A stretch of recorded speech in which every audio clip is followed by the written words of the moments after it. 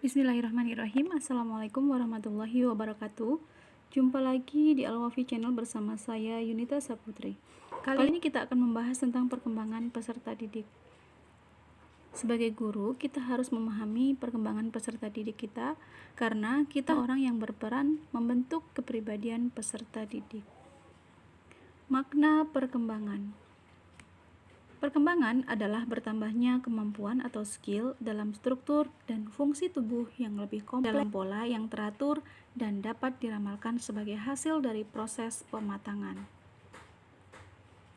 Perkembangan fisik meliputi sistem syaraf, otot-otot, kelenjar endokrin. Pada usia remaja, perkembangan perasaan senang untuk aktif dalam suatu kegiatan yang sebagian anggotanya terdiri dari lawan jenis, serta struktur fisik ataupun tubuh yang meliputi tinggi dan berat badan. Karakteristik perkembangan fisik peserta didik sesuai dengan tahapan usia. Usia 0 hingga 5 tahun meliputi gerakan-gerakan berjalan, berlari, melompat, dan meloncat. Usia 5 hingga 11 tahun lebih lambat daripada kanak-kanak. Usia 10 hingga 11 tahun, laki-laki lebih kuat daripada perempuan. Usia remaja, perkembangan kekuatan ketahanan dan organ seksual. Pada tahapan dewasa, lebih bervariasi. Karakteristik perkembangan psikomotorik peserta didik. Usia 3 tahun sangat aktif. Antara lain melakukan gerakan melompat 15 hingga 24 inci. Pada usia 4 tahun lebih efektif mengontrol gerakan berhenti, memulai, dan berputar, serta dapat melakukan lompatan 24 hingga 33 inci. Pada usia 5 tahun dapat melakukan gerakan start, berputar, atau berhenti secara efektif, serta dapat melakukan lompatan 28 hingga 36 inci. Usia 6 hingga 12 tahun memiliki keterampilan menolong diri sendiri, menolong orang lain, sekolah, dan bermain. Pada usia remaja dan dewasa lebih bervariasi. Faktor yang mempengaruhi perkembangan fisik dan psikomotorik peserta didik antara lain keluarga, gizi atau makanan, gangguan emosional, jenis kelamin, status sosial ekonomi, kesehatan, bentuk tubuh, sistem syaraf, perkembangan otot-otot, perkembangan dan perubahan fungsi kelenjar-kelenjar endokrin, serta perubahan struktur jasmani. Sementara faktor yang mempengaruhi perkembangan psikomotorik adalah pola asuh, gen, dan lingkungan.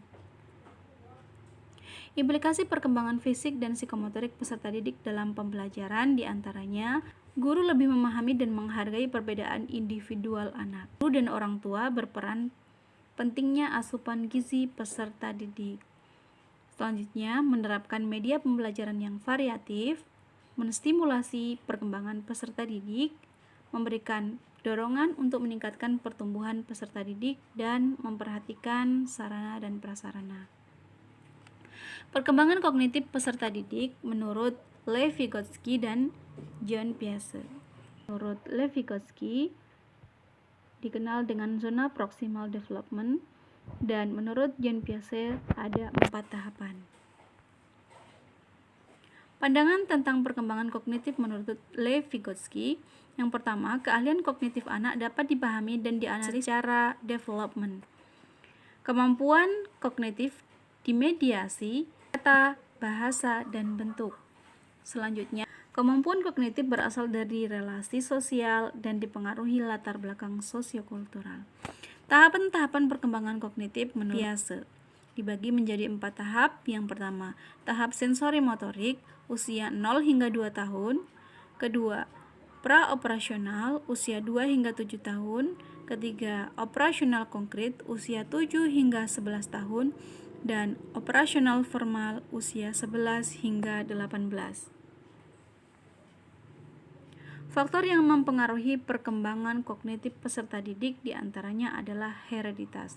Hereditas adalah pengaruh sejak seorang masih berada dalam kandungan. Selanjutnya adalah lingkungan.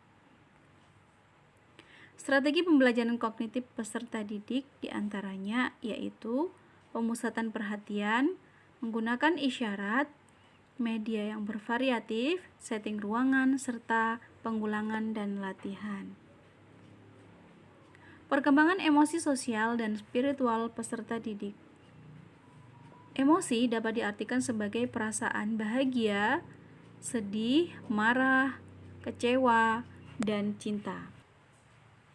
Faktor yang mempengaruhi perkembangan emosi adalah pengaruh dari keadaan individu sendiri, konflik, serta faktor lingkungan. Sementara faktor yang mempengaruhi perkembangan sosial yaitu individu, lingkungan, keluarga, dan pergaulan. Selanjutnya, faktor yang mempengaruhi perkembangan spiritual diantaranya yaitu keluarga, hereditas, sekolah, pergaulan masyarakat, penalaran, dan teknologi. Implikasi perkembangan emosi sosial dan spiritual peserta didik dalam kegiatan belajar mengajar diantaranya implikasi emosi, implikasi perkembangan emosi, guru mampu mencari celah yang beriringan dengan kemauan peserta didik. Selanjutnya, dalam perkembangan sosial, implikasinya strategi pembelajaran kooperatif, mediasi tutor sebaya, serta implikasi pengembangan spiritual bisa berupa memupuk spiritualitas kepada peserta didik.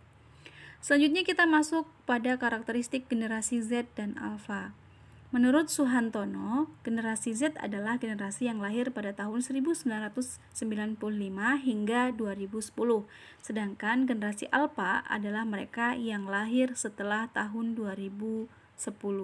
Generasi ini disebut dengan generasi milenial, di mana dalam keseharian mereka terbiasa dengan memanfaatkan gadget, laptop, internet, dan fasilitas sosial atau media dunia maya yang lainnya.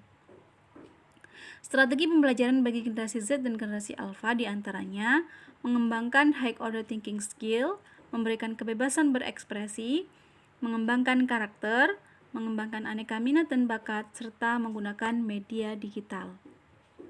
Demikian pembelajaran kita kali ini. Berpikirlah positif, tidak peduli seberapa keras kehidupan. Ali bin Abi Thalib. Sampai jumpa lagi di video selanjutnya. Wassalamualaikum warahmatullahi wabarakatuh.